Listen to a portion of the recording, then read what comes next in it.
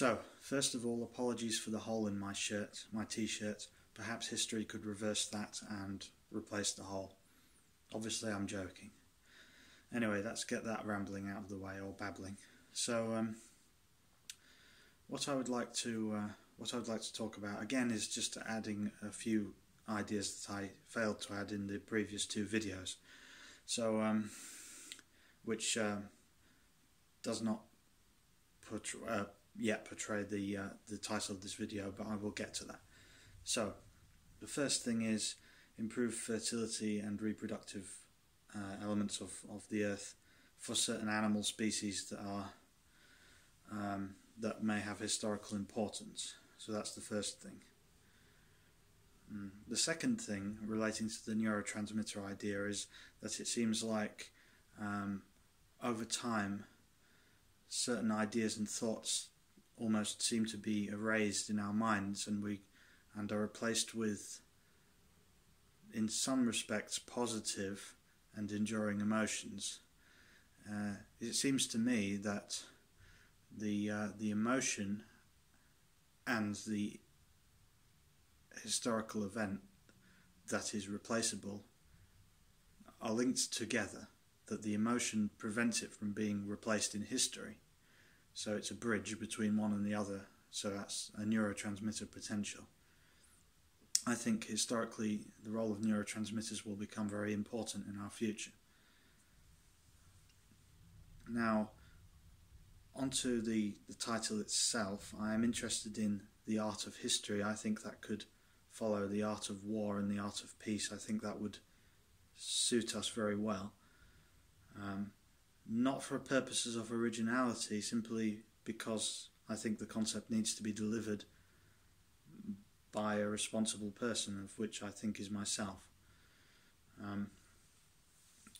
I think if you take the war as the deception of reality, peace as coming to terms with it and then developing individual concepts, and then 3, history as the art rather than the technicality necessarily, or the strategy, then you have the key to the right answer, I think, in sources of wisdom and messages, rather than trying to interfere too much with all elements of reality and historical progress as it has unfolded and as it unfolds. The Art of Peace was written by, and I'm not sure how you pronounce his name, but I think it's Morihei Ueshiba, which is, it's a nice book to read. It's very simple. It's not necessarily correct 100%, but it's very easy to digest, and it can get people thinking about basic concepts, not always bothering about which side you're on too much, and not being too cynical about the details of every person's course of action throughout history, such as the man himself may be dubious to some people in some ways, simply because it may be that certain stories were made up about the man, and so on. But the point is to put trust in ideas that seem worthwhile. Obviously minimising the consequences is also important, so not siding with too many negative factions is also a good point to, shall we say, administer in society. So I think I have an interest in Korea. I think Korea is almost this lonely place that never has been properly understood and is currently divided.